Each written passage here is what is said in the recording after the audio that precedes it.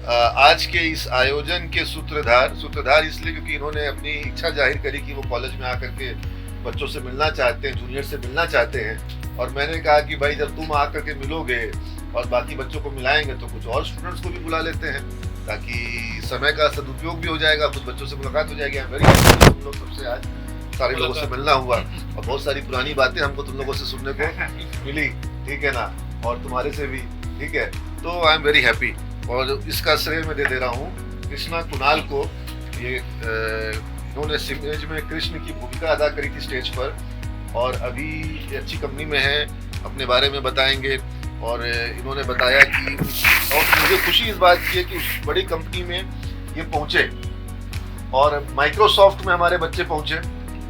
हमारा स्टूडेंट जो है वो अमेजन के लिए काम ये भी कर रहा है और अमेजन में हमारे काफ़ी बच्चे जा चुके हैं। और अमेजन का जो हैदराबाद हेडक्वार्टर बना है, जो उसका अमेरिका के बाहर सबसे बड़ा हेडक्वार्टर है, वहाँ बड़ी संख्या में हमारे बच्चे पहुँच गए अमेजन में। तो माइक्रोसॉफ्ट हो गया, अमेजन हो गया, ठीक है।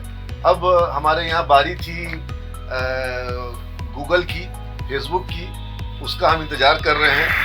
बीच एक कंपनी जो कि वर्ल्ड लीडर है अपने सेगमेंट की, इंटेल कॉर्पोरेशन, इंटेल इनसाइड जिसका आप लोग सुनते हैं, प्रोसेसर में वर्ल्ड लीडर, वहां पहुंच गए हैं कृष्णा कुणाल। इनका अब इंटेल जो है वो सिर्फ और सिर्फ चिप बनाती है वैसा नहीं है, तो इंटेल का चिप के साथ साथ बहुत लेवल के उसके अंदर में वर्क हो रहा है। और चिप जो है उसका जो इंटेल के ही किसी मैं उसका थ्योरी को क्या कहते हैं, जो मूव्स थ्योरी कहते हैं, क्या कहते हैं, हाँ, कि हर 3 साल पर वो टेक्नोलॉजी जो है वो डबल हो जा रही है और प्राइस हाफ हो जा रहा है। तो वो थ्योरी आज तक वर्क कर रही है। और तुम देखो चिप का क्या साइज हो गया है, और अभी तो खैर चिप की दुनिया में बहुत कमी हो रखी है। तो तुम बताओ अपने बारे में, करियर के बारे में, जब सिविल में पढ़ रहे थे उसके बारे में, और जहाँ अभी जॉब कर रहे हो उसके बारे में। मैं सिमेज में 2013-16 बैच का हूँ, कृष्ण कुणाल नाम है मेरा। और जो मेरा प्लेसमेंट हुआ था 2016 में विप्रो कंपनी आई थी, वहाँ पे प्लेसमेंट हुआ था। और विप्रो से ही मैंने फिर एमटेक किया, जो 4 साल का उनका कोर्स होता है, इसको कॉर्पोरेट डिग्री प्रोग्राम बोलते हैं। इवन जब एचआर आए थे तो मैंने उनसे पूछा भी था, क्योंकि आप लोगों को ही पता होगा एमटेक 3 साल का होता है, तो मैंने उनसे भी पूछा था कि एमटेक 4 साल का क्यों है। तो उन्होंने बोला कि ये कॉर्पोरेट डिग्री है, this is valid for all the IT companies specially. Then मैं विप्रो गया, फिर वहाँ से 3 महीने का ट्रेनिंग हुआ मेरा उड़ीसा भुवनेश्वर में। एंड उसके बाद ट्रेनिंग के ही टाइम में मुझे इंटेल का प्रोजेक्ट मिला। तो हाँ, विप्रो में ही, भुवनेश्वर में ही मुझे इंटेल का प्रोजेक्ट मिला।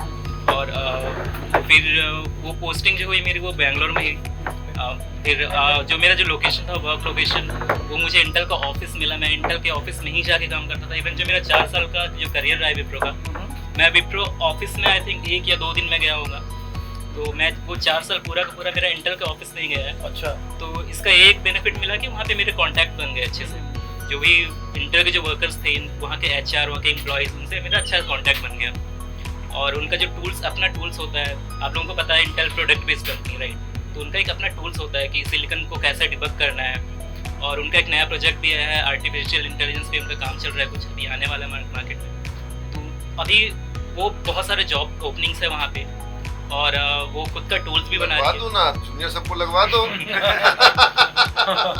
ओपनिंग है तो लगवा भी दो। फोन यूज नहीं कर पाते थे उस टाइम हम लोग। फोन तो आज भी कॉलेज में अलाउड नहीं है। हाँ। लेकिन अभी क्या है कि कुछ क्लासेस ऑनलाइन हो रही हैं, तो उन ऑनलाइन क्लासेस के लिए बच्चों को फोन लाना, या फोन जब ऑनलाइन क्लास होती है उस वक्त अलाउ करते हैं। अभी भी फोन को डिस्करेज करते हैं। हाँ, लेकिन अब फोन का विविध तरह का प्रयोग हो गया है, जिसको कि हम लोग को स्वीकार करना है और स्वीकार कर रहे हैं। पढ़ा दिए हैं, तो तुम बताए ना रात में क्लास कर रहे हैं हम। अभी तुम लोग के समय तक तो रात में क्लास नहीं कर सकते थे, हम रात में क्लास कर पा रहे हैं। पहले कॉलेज में फोन अलाउड नहीं था, फोन पे कॉलेज आ गया है। ठीक है ना, समय के अनुसार ढलना होगा ना। अब हम बच्चा लोगों को बोला संडे को भी करा सकते हैं। तुम लोग को हम बोले हैं कि तुम लोग जो कोर्स कराओगे, तुम लोग सैटरडे संडे करवाओ, चलेगा सैटरडे संडे में वो कोर्स। हाँ। तो मेरा जो 4 साल का था वो लास्ट ईयर मैंने दिसंबर में एमटेक कंप्लीट किया विप्रो के साइड से।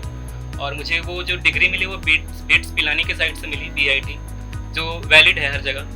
तो और उस बेसिस पे मैंने फिर इंटेल में अप्लाई किया, क्योंकि मुझे वहाँ का नॉलेज भी हो गया था, वहाँ के टूल्स का, वहाँ के काम का क्या काम होता है वहाँ पे।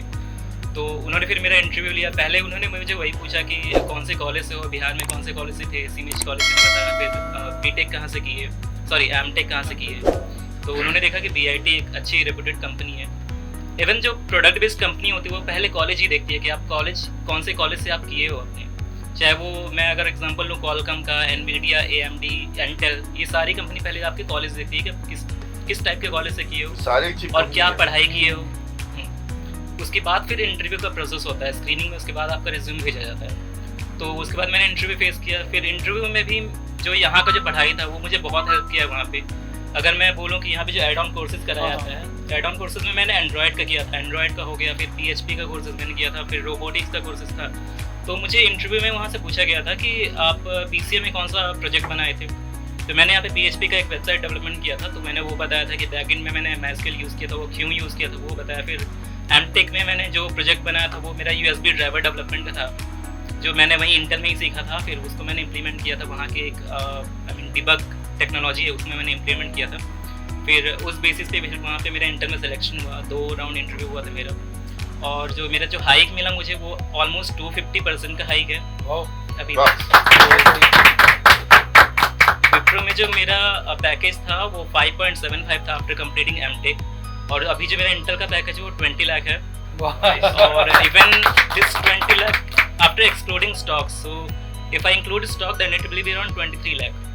वाह, बहुत बढ़िया, बहुत बढ़िया। हाँ, तो ये अभी है। और इसका जो सारा क्रेडिट है वो नीरज सर, मेघा मैम और प्रदर सर को जाता ही है, क्योंकि जो इनका आपका जो इंटरव्यू का जो क्लास था, इंटरव्यू हैंडलिंग क्लासेस, वो उसने बहुत हेल्प किया है। 23 लाख में से कितना हमको सर पूरा ही आपका नहीं, हमको खाली ये चाहिए। मैं यहाँ एक चीज बोलना चाहूंगी, Yes. लोग आ गए ना, इनको पूरा नहीं उसका डबल मिल गया। नहीं, लेकिन हमको तुम चाहते हैं हम कि स्टूडेंट्स को थोड़ा सा तुम लोग, मैं ये सोच पे काम कर रहा हूँ और बच्चे लोगों को काफी लोग को जोड़ा हूँ। और जैसे निरंजन अपना कोर्स शुरू कर रहा है क्लाउड के ऊपर में, तुमको जयदीप को शुरू करना है डिजिटल मार्केटिंग पर, तुमको फिनटेक पर, तुमको पर्सनल फाइनेंस मैनेजमेंट पर, ठीक है।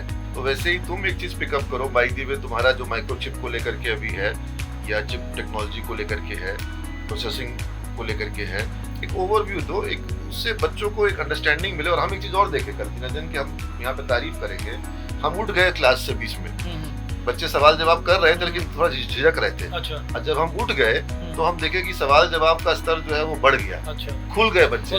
हाँ, और लगा कि भाई बच्चों को कि ये हमको वो बात अब बताएगा, अब सर नहीं है जो बात सच है, ठीक है। हाँ। लेकिन निरंजन ने और साथ में जो था, क्या नाम है, अनिल सुस्वामी, अनिल सरस्वती, दोनों बच्चों ने हमारा काम किया। उन दोनों बच्चों ने वो सारी बातें बताई जो हम लोग बोलते हैं लेकिन लोग मानता नहीं है, ठीक है। अब उनको समझ में आया कि जो सर बोल रहे हैं लैब के बारे में बोला अनिल सरस्वती की, हम 6 बजे 7 बोला सीमेज में हम लोग लैब, जितना देर तक सीमेज खुला था उतना देर तक लैब करते थे। जब लैब बंद होता था तब लैब से उठते थे। ये लोग 1 मिनट के लिए लैब में जाता नहीं है, ठीक है।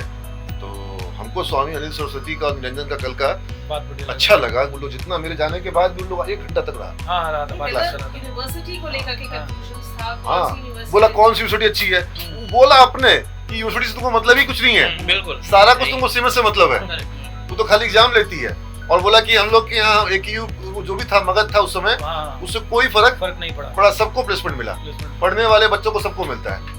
तो हम जो बात बोलते हैं ना, हम जो बात बोलते हैं तो उसको समझ में नहीं आ रहा है, बच्चा जो बोल रहा है तो उसको समझ में आया कि हो रहा है।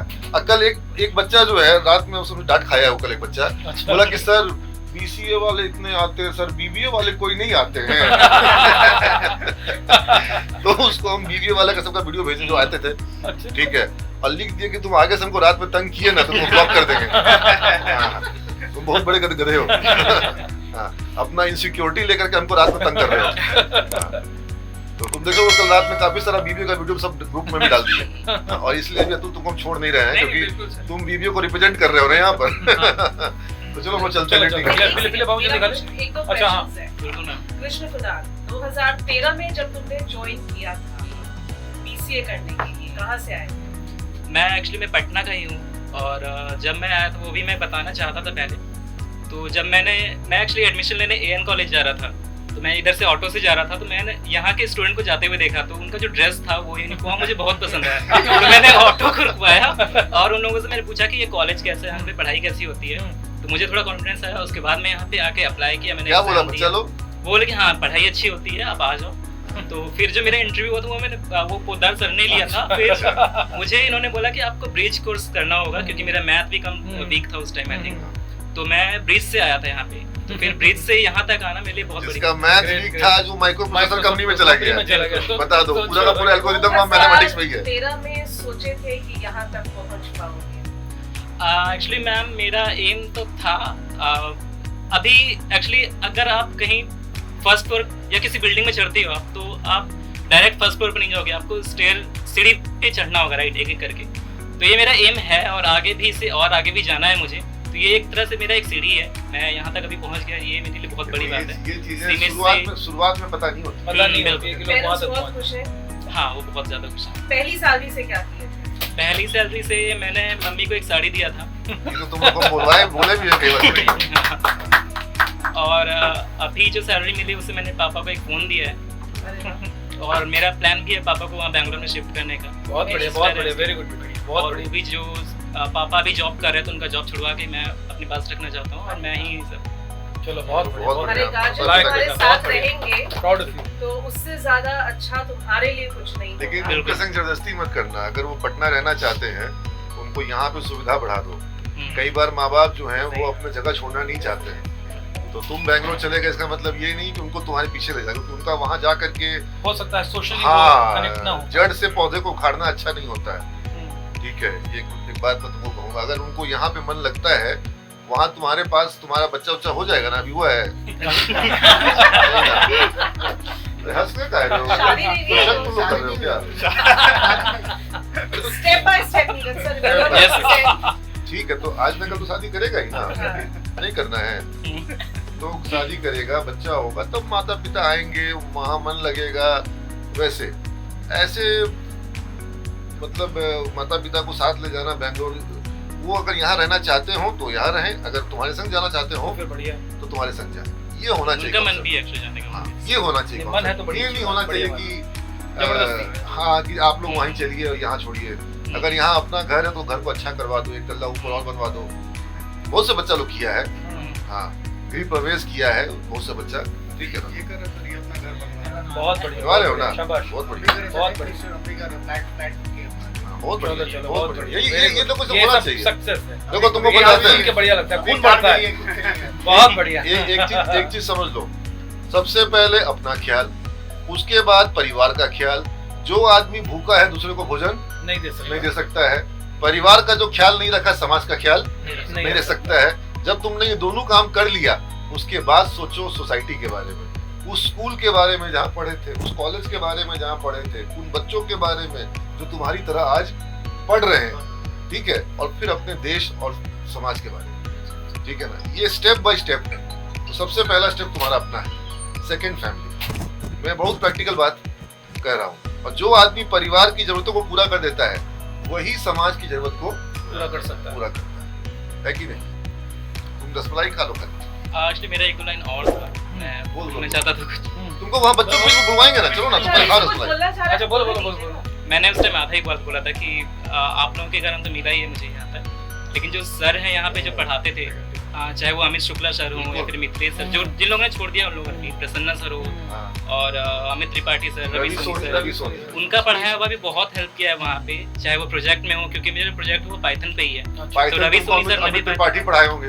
हाँ, रवि सोनी सर, अमित त्रिपाठी सर, दोनों ने। रवि सोनी सर तो है भी यहाँ। और एमटेक में भी अमित शुक्ला सर जो पढ़ाया हुआ बहुत हेल्प किया है।